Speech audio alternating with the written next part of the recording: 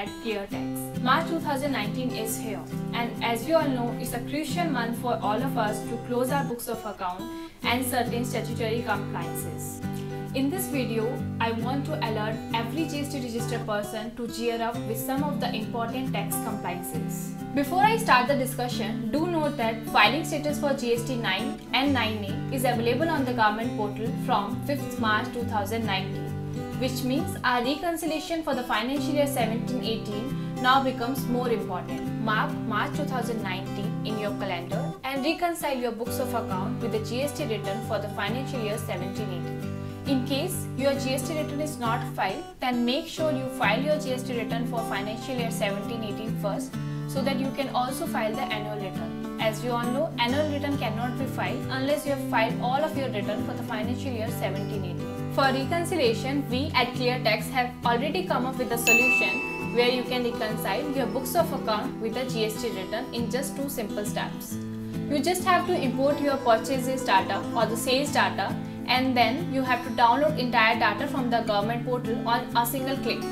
Once it is done, you are done with the reconciliation. We will be giving you the report where it highlights what are the differences between these 2 reports. After you know the differences between your books of account and the return file, you can look into the difference and then make the corresponding amendments in either of your GST 1 or your GST 3B for the return period Feb or maybe March 2019, which relates to financial year 17-18. As we all know that the deadline for filing the amendments or making any changes related to 17-18 is March 2019 return. Talking about the issues which we found while doing the reconciliation could be wrong reporting of zero rated supplies in 3B and our GST 1. Maybe in GST 1 we have correctly shown the zero rated supplies in section 6A.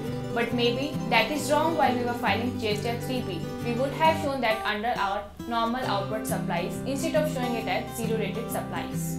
Because of this, our refund could be stuck. Other differences could be because of our credit or debit note.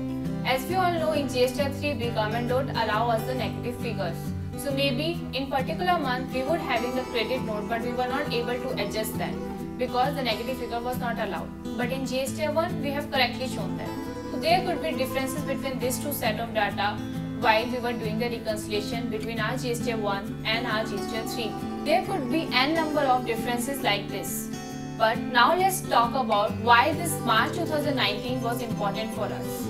Since we all know that the government has given us a time period for making the amendments in the GST 1 or 3B, or maybe taking the ITC in GST 3B till return period March 2019. So it becomes important for us to look into all our differences now and make the corrections so that it can actually help us in filing our GST 9 and get our audit report, which is our GST 9C. But you don't have to worry about any of this. Here we at ClearTax have bought for you a ClearTax Compliance Health Check report, which will give you the synopsis of what are the differences in your GST 1 versus 3B, or what are the differences in your GST 2A versus 3B. And also we have come up with the GST 9 report, which autofills your entire GST 9 report along with telling the differences between your GST 1 and the books of account. Thank you. Please reach out to us if you have any query.